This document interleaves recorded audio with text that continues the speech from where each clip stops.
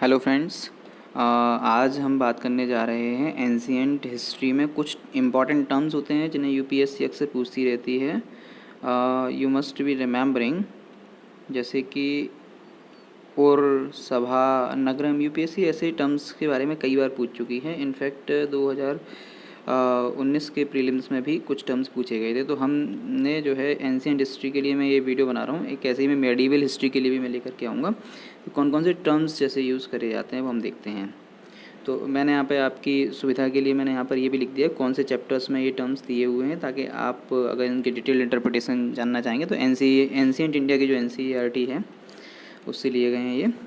गाविस्थी, गाविस्थी का मतलब होता है सर्च फॉर काउज।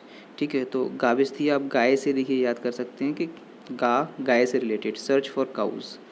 ओके, अयाज, अयाज होता है कॉपर या ब्रॉन्ज को बोलते थे। आपको मालूम है कि जो एंशिएंट सिविलाइजेशन थी आर्यंस के टाइम में वो चाकोलिथिक एरा था। ठीक है, कॉपर वहाँ पर मिलता था। ठीक है, देन समुद्र, समुद्र एक टर्म उस टाइम यूज होता था। समुद्र होता था कलेक्शन ऑफ वाटर के लिए। आज की डेट में तो समुद्र का मतलब आप समझते ही हैं, समुद्र मीन्स ओशन हो जाता है, तो आप उसी से याद रख सकते हैं इसको। देन एक टर्म होता था विधाता उस समय। विधाता का मतलब होता था सभा या समिति। ठीक है, लोग बैठ करके सभा कर रहे हैं, इस चीज़ को विधाता बोलते थे उस समय, विधाता। देन एक टर्म होता था बलि। ठीक है ना, तो आजकल आप देखोगे तो बलि का मतलब ये है कि किसी को काट करके बलि चढ़ाना, उस टाइप से है। लेकिन उस टाइम में ऋग्वैदिक एरा में वॉल्यूंटरी ऑफरिंग्स होती थी। लोग कुछ भी अपनी इच्छा से दान देते थे, ऑफरिंग करते थे किंग को, बेसिकली उस चीज़ को बलि बोला जाता था। ठीक है, ब्रजपति, ब्रजपति क्या है, the officer who enjoyed authority over large land और पैस्चर ग्राउंड। होता क्या था कि उस समय सैलरी वगैरह नहीं दी जाती थी, रुपए वगैरह नहीं चलते थे, बल्कि एक ज़मीन बड़ी सी हिस्सा दे दिया जाता था, उसी से वो अपना कुछ भी मतलब कि ग्रो करें या फिर जो है उससे लैंड रेवेन्यू टैक्स वगैरह वसूल करें। अपनी सैलरी उनकी वहाँ से निकलती थी। तो ऐसे जो ऑफिसर्स होते थे उनको ब्रजपति कहते थे। ठीक है, फ्यूडल काइंड ऑफ सिस्टम था ये। देन कुलपा, एक टर्म होता था कुलपा। कुलपा का मतलब होता था head of family. Head of family, जैसे मान लीजिए ये एक फैमिली है, इस फैमिली के ये हेड हैं, तो आप इस पिक्चर से याद रख सकते हैं कि ये कुलपा हैं, इस फैमिली के ये कुलपा हैं, मतलब हेड ऑफ फैमिली हैं। ठीक है, उस समय का टर्म। देन ग्रामाड़ी, ग्रामाड़ी एक टर्म होता था हेड ऑफ फाइटिंग होड्स। ये थोड़ा सा दब गया है इसके पीछे। तो ये जैसे कि बहुत सारी जो है होड्स हैं वो फाइटिंग कर रही हैं एक दूसरे में, तो ये जो अलग अलग होड्स थे इनके जो हेड्स होते थे उसको ग्रामाड़ी कहा जाता था उस समय पे। ठीक है, देन एक टर्म होता था विस, VIS, विस। विस ट्राइबल यूनिट को बोलते थे। ठीक है, ट्राइबल यूनिट, ट्राइबल लोग होते थे क्योंकि उस समय ट्राइब ही थे, मेनली आर्यंस भी ट्राइब ही थे सेंट्रल एशिया के, तो ये ट्राइबल यूनिट को विस बोला जाता था। ग्राम क्या होता था, ग्राम जो आज की डेट में गांव है उससे थोड़ा सा मिलता जुलता, आप समझ सकते हैं कि ट्राइबल यूनिट का एक स्मॉलर पार्ट, एक बड़ी सी ट्राइबल यूनिट है उसका एक स्मॉलर पार्ट है, उसको ग्राम बोला जाता था। अच्छा, संग्राम टर्म जो आप आजकल हम लोग जानते हैं जिसमें कि लड़ाइयों के बारे में बात होती है, तो संग्राम का ओरिजिन देखिए यहाँ पर है, आर्यंस के ज़माने का है ये। संग्राम का मतलब होता था फाइटिंग बिटवीन टू ग्राम्स। ठीक है, ग्राम मैंने आपको बताया smaller sections of tribal unit, तो दो इस एक ही ट्राइब के दो स्मॉलर सेक्शंस या फिर दो छोटे छोटे स्मॉल सेक्शंस अलग अलग ट्राइब्स के, अगर वो एक दूसरे को फाइट कर रहे हैं तो इस चीज़ को संग्राम बोला जाता था। दो ग्रामों की फाइट को संग्राम बोला जाता था। देन एक टर्म उस समय पॉपुलर था दासा, दासा या फिर दस्यु। दासा वो होते थे जिनके ऊपर आर्यंस ने कॉन्कर किया था। ठीक है, आर्यंस बाहर से आए थे, तो ऐसी इमेज से आप याद रख सकते हैं कि भाई इन लोगों को वो दासा बोल देते थे कि जिन लोगों को इन्होंने अपनी जगह से हटा दिया। It's kind of that. Purandar, Purandar होता था वो व्यक्ति को बोला जाता था, उस महावीर को जो कि अपना फोर्ट्स को तोड़ता था। ठीक है, किले को तोड़ने वाले को पुरंदर बोला जाता था उस समय। देन ये नेक्स्ट चैप्टर में है, देखिए कुछ टर्म्स हैं। व्रीहि, व्रीहि उस समय बोला जाता था, व्रीहि है राइस, तो आप याद रख सकते हैं इस पिक्चर को देख करके। देन राष्ट्र शब्द उस समय यूज होता था, राष्ट्र यूज होता था टेरिटरी के लिए। राष्ट्र was not used for the nation but it was for the territory. बाद में ये जो नेशन टर्म इवॉल्व हुआ इसको हमने हिंदीकरण उसका राष्ट्र कर दिया। ठीक है, अब देखिए यहाँ पर जो लेटर वैदिक एरा है, यहाँ पर विस क्या है, विस एक जो है टर्म यूज किया जा रहा है कॉमन पीपल के लिए। देखिए चीज़ें ग्रेजुअली ग्रो कर रही हैं। जब अपना वैदिक एरा था तो विस का मतलब होता था ट्राइबल यूनिट, क्योंकि कम्प्लीटली ट्राइबल थे। लेकिन अब क्या है कि लोग जो है सेटल होने लग गए थे, खेती वेती करने लग गए थे, तो यहीं पर यहाँ पर जब लेटर वैदिक एरा में ये जो विस टर्म है वो कॉमन पीपल के लिए यूज़ किया जाने लगा कि एक सेटल्ड लोग हैं, कॉमन लोग हैं, उनके लिए विश हो गया, मतलब उसी टर्म के देखिए मायने बदल गए। देन उस टाइम पे एक टर्म होता था वाजपेय। वाजपेय होता था चैरियट रेस, ठीक है, ये आप समझ सकते हैं देखिए कि चैरियट्स के बीच में रेस उस समय पॉपुलर थी। देन एक टर्म होता था रथ करा, तो ये नाम से ही आप समझ सकते हैं चैरियट मेकिंग आर्टिजन्स के लिए यूज़ करा जाता है, रथ बनाने वाले, रथ को करने वाले, रथ बनाने वाले, सो चैरियट मेकिंग आर्टिजन्स। देन गोत्र, गोत्र एक टर्म होता था जो कि जो आजकल हम सुनते हैं गोत्र, गोत्र का मतलब होता था काऊ पेन, या फिर एक ऐसी जगह जहाँ पर किसी भी पर्टिकुलर क्लैन की सारी कैटल्स को रखा जाता है। तो गाँव, इसे भी आप गाय से समझ सकते हैं कि उस पर्टिकुलर क्लैन की गाय कहाँ रखी गई हैं, उस जगह को गोत्र बोला जाता था। आज भी हम देखते हैं कि गोत्र की जब हम बात करते हैं तो वहाँ पे ओरिजिन की बात होती है कि आपका ओरिजिन कहाँ है, तो बेसिकली वो काऊ कैटल्स रखने का प्लेस होता था। Then next chapter Jainism and Buddhism. So 2-3 important terms हैं जो कुछ यूपीएससी ने पूछा भी है। सेठीज़ के बारे में यूपीएससी पहले पूछ चुकी है। मर्चेंट्स को सेठीज़ बोला जाता था, ठीक है। एक ऐसे ही वहाँ पर दिया हुआ है अन्नड़ वन्नड़ सुखद। अन्नड़ वन्नड़ सुखद का मतलब है, अन्नड़ का मतलब होता है अन्न से फूड, ठीक है, वन्नड़ का मतलब होता है ब्यूटी, है ना, एंड सुखद का मतलब होता है हैप्पीनेस, यू नो। बसाड़ी, बसाड़ी भी एक टर्म है जो कि इम्पॉर्टेंट है। बसाड़ी का मतलब होता है जैन मोनेस्टिक एस्टेब्लिशमेंट्स। देखो ये मोनेस्ट्री है, तो आप समझ सकते हैं, याद रख सकते हैं कि जैन मोनेस्ट्री है, तो बसाड़ी बोलते हैं इसको, जैन मोनेस्टिक एस्टेब्लिशमेंट्स को। ओके, देन आपका next chapter state during Buddha. तो बुद्धा के टाइम में देखिए एक टर्म होता था वेस्सास, VESSAS, वेस्सास। वेस्सास क्या है कि वाराणसी में मर्चेंट स्ट्रीट्स होती थी, उनको वेस्सास बोलते थे, वाराणसी से रिलेटेड है ये। देन एक टर्म होता था भोजका। भोजका क्या होता है कि विलेज हेडमैन, ठीक है, विलेज हेडमैन हो गया, जैसे आज की डेट में हम सरपंच बोल सकते हैं, तो किसी विलेज का, गांव का जो मुखिया होता था उसको भोजका बोलते थे। इसके लिए और भी टर्म यूज होते थे इस समय पे, बुद्धा के टाइम के मैं बात कर रहा हूँ, कि ग्राम भोजक, ग्रामीणी, ग्रामिका, ये सब भी टर्म्स यूज हो रहे थे इसके लिए, ठीक है। देन एक टर्म होता था गहपति। गहपति होता था रिच पीजेंट्स को गहपति बोलते थे, जो अमीर किसान होते थे। अच्छा, एक ख़ास बात ये थी कि जो वैश्याज होते थे, मतलब मोस्टली जो रिच पीजेंट्स थे वो वैश्या वर्ण को बिलोंग करते थे, इसलिए ये जो गहपति टर्म है वो कई बार जो है सिनोनिमस हो जाता था वैश्याज के लिए भी। हालांकि ऐसा नहीं है, नॉन वैश्याज भी गहपति हो सकते थे। देन एक टर्म उस समय यूज होता था बुद्धा के टाइम पर सॉल्किका। सॉल्किका उस टाइम ही देखो टोल चलता था, टोल का मतलब जैसे चुंगी वुंगी लगती है आज की डेट में, तो टोल कलेक्टिंग ऑफिसर्स को सॉल्किका बोलते थे। परिषद एक टर्म यूज होता था, उसका वही मतलब है, थोड़ा सा डिफरेंट है।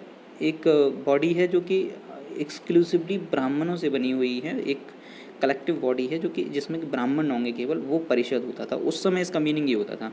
आज की डेट में जो कि मतलब इलेक्टेड बॉडीज़ टाइप होती हैं, उसके लिए हम परिषद शब्द का यूज़ कर लेते हैं। देन एक टर्म होता था उस समय भदगरिका। भदगरिका होता था ट्रेजरर के लिए यूज़ हो रहा था, ये बुद्धा के टाइम की बात है। देन एक बलि साधक होता था, तो बलि का मैंने मीनिंग बताया था आपको कि जो वॉल्यूंटरी ऑफरिंग्स होती थी वो, बलि साधक वो होते थे जो कि ऑफिसर्स होते थे जो कलेक्ट करते थे बलि को गहपति से। गहपति मैंने आपको टर्म बताया कि जो रिच पीजेंट्स होते थे, जो अमीर किसान होते थे, उनको गहपति कहा जाता था। अब हम जाते हैं नेक्स्ट चैप्टर की तरफ, मौर्याज, ठीक है। तो मौर्याज के टाइम में देखो दो टर्म तो बहुत पॉपुलर थे, एक तो बैरी घोषा और एक धम्मा घोषा। बैरी घोषा होता था पॉलिसी ऑफ फिजिकल कॉन्क्वेस्ट, मतलब एक दूसरे से लड़ाई करके, मार काट करके ऑक्यूपाई कर लो, ठीक है। अशोका ने जो है बैरी घोषा को छोड़ करके धम्मा घोषा को अपनाया था, पॉलिसी ऑफ कल्चरल कॉन्क्वेस्ट को, ठीक है, लोगों के ऊपर कल्चर के जरिए विजय प्राप्त करना। देन मौर्याज के टाइम पर राजुका नाम के ऑफिसर्स होते थे, ठीक है, उनको वो उसका क्या मतलब होता था, राजुका होते थे जो कि लोगों को रिवार्ड भी देते थे और पनिश भी करते थे एज़ पर नीड, जैसा वो महसूस करें, सही। नेक्स्ट हम बात करेंगे, ये भी देखो मौर्याज की टाइम की बात है, तो पाना, PANA, पाना, ठीक है, ये एक टर्म था जो कि एक मेज़रमेंट यूनिट के लिए यूज होता था। जैसे कि आप इससे याद रख सकते हैं, मैंने यहाँ पे ये बना दिए हैं कि मेज़रमेंट के लिए यूज होता था पाना टर्म। तो ये क्या होता था, एक सिल्वर कॉइन, सिल्वर का बना हुआ होता था ये, जो कि सिल्वर कॉइन है जिसका वेट 1 तोले का 3/4 होता था। 1 तोला आप समझते ही हैं, आज भी हम गोल्ड वगैरह के लिए यूज़ करते हैं, तो 1 तोला लगभग 10 ग्राम होता है, तो उसका 3/4 लगभग हो गया 7.5 ग्राम के राउंड जो है पाना होता था और सिल्वर का होता था ये, ठीक है। देन एक सन्निधात्र टर्म उस समय पॉपुलर होता था मौर्य के टाइम में। सन्निधात्र क्या होता था, स्टेट ट्रेजरी का जो चीफ कस्टोडियन है उसको सन्निधात्र बोला जाता था, मतलब फाइनेंस सेक्रेटरी आप ऐसा समझ लो, ठीक है, स्टोर हाउस। और ये समहार्त्र एक टर्म होता था, हाईएस्ट असेसमेंट ऑफिसर, ठीक है, जैसे ये मान लीजिए ये एक ऑफिसर है जो असेसमेंट की रेंज में हाईएस्ट है, तो इसको समहार्त्र बोला जाता था मौर्य के टाइम में। नेक्स्ट हम बात करेंगे सेंट्रल एशियन कॉन्टेक्स्ट की। तो यवनिका एक टर्म था, बहुत पॉपुलर था। यवनिका का मतलब होता था कर्टेन। देखो जो कर्टेन थे, ये जो पर्दे थे, वो हमारे यहाँ नहीं यूज होते थे, इंडिया में यूज नहीं होते थे। जब ग्रीक लोग आए, ग्रीक आपको मालूम है कि जो ग्रीक हैं उन्हीं को यवन बोला जाता था। तो जब ग्रीक लोग आए तो वो पर्दे की कॉन्सेप्ट लेकर के आए, तो इस चीज़ को यवनिका बोला गया, ठीक है। नेक्स्ट हम बात कर रहे हैं सातवाहन आज की। तो सातवाहना के टाइम में एक टर्म होता था गंधिका। तो गंध से आप रिलेट कर सकते हैं, परफ्यूमर्स को गंधिका बोलते थे। आहारा टर्म उनके टाइम में डिस्ट्रिक्ट को डिनोट करने के लिए यूज होता था। गॉल्मी का टर्म यूज होता था हेड ऑफ मिलिट्री रेजिमेंट के लिए। देखिए ये फ़ोटो है, आप बता सकते हैं ये मानेकशॉ का फ़ोटो है, जनरल मानेकशॉ। तो जनरल मानेकशॉ हमारे यहाँ हेड थे मिलिट्री के 1971 वॉर के टाइम में। तो आप कह सकते हैं कि जो जनरल मानेकशॉ हैं वो गॉल्मिका थे। अगर सातवाहना के टाइम में ये रहे होते तो इनको गॉल्मिका कहा जाता, ठीक है। देन एक टर्म है चैत्य और बिहार। यूपीएससी यहाँ से ऑलरेडी क्वेश्चन पूछ चुकी है, चैत्य और बिहार में क्या डिफरेंस है। चैत्य जो है वो बुद्धिस्ट टेम्पल है, ये प्लेस ऑफ वर्शिप होता है, ठीक है। बिहार जो है मोनेस्ट्री है, मोनेस्ट्री में जनरली जो है वो लोग रहते हैं, जो मॉन्क्स होते हैं इधर उधर कहीं जाते हैं तो वहाँ रहते हैं। तो अब बिहार को आप इस चीज़ से याद रख सकते हैं, जैसे कि जो मोहल्ले होते हैं, नगर होते हैं, उनका नाम जो है इससे होता है। जैसे ये है सागर विहार, तो यहाँ पर मतलब कि लोग रह रहे होंगे, राइट।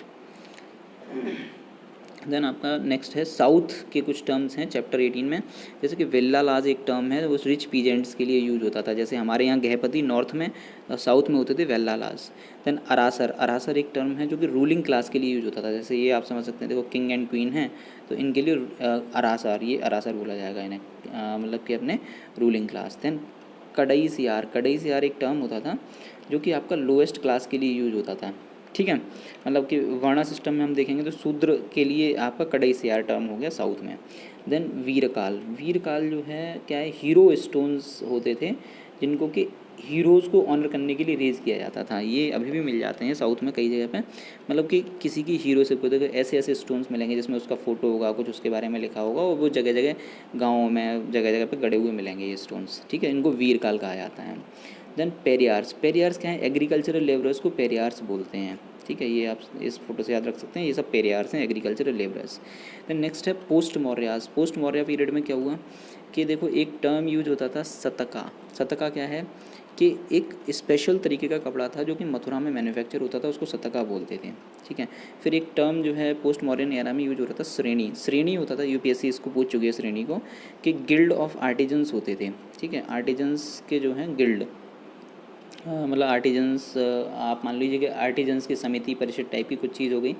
देन यवन प्रिया, यवन प्रिया बहुत पॉपुलर टर्म था, इंडियन पीपल के लिए यूज होता था। जो ग्रीक लोग थे उनको उनको ये जो इंडिया की जो काली मिर्च है, इंडियन पीपर, ये बहुत पसंद थी, इसको यवन प्रिया इसीलिए नाम इसका रख दिया गया था। देन गुप्ता पीरियड में हम आ जाते हैं चैप्टर 20।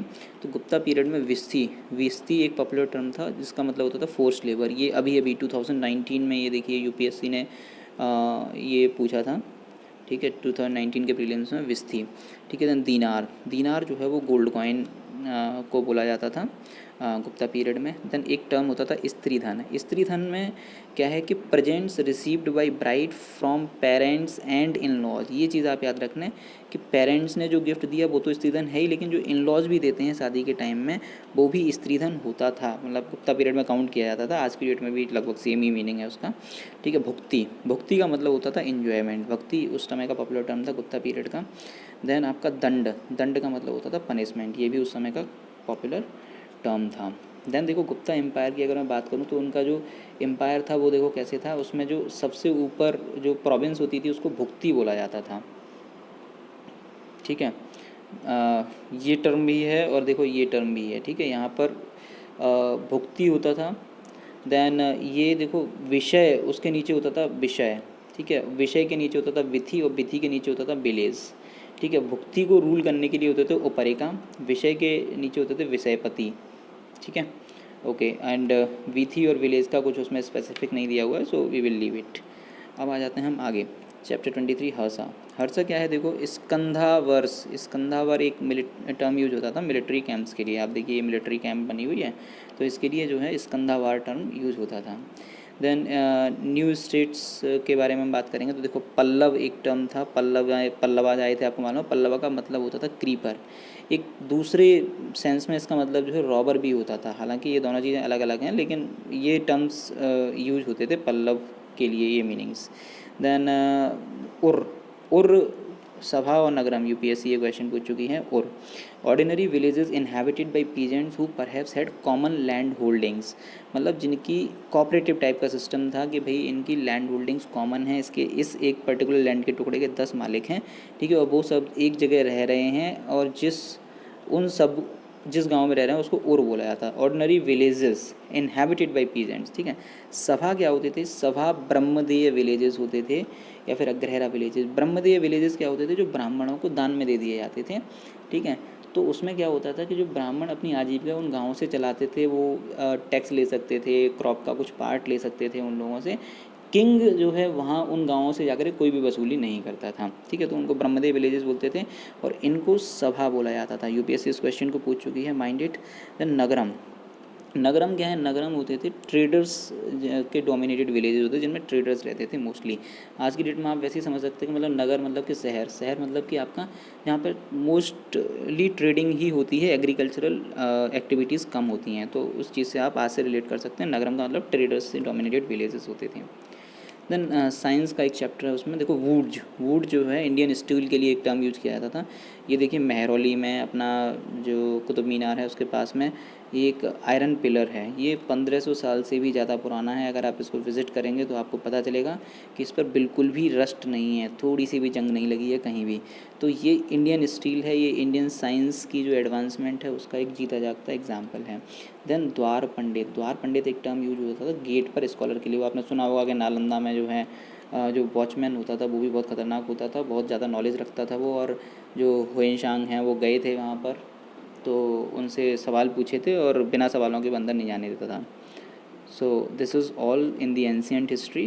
मैं जल्दी ही एक ऐसी ही वीडियो मेडिवल हिस्ट्री के लिए भी लेकर के आऊँगा, क्योंकि यूपीएससी आजकल जो है एक दो क्वेश्चन हर साल इन टर्म्स को उठा करके पूछ ही रही है। So it may be useful for all of you.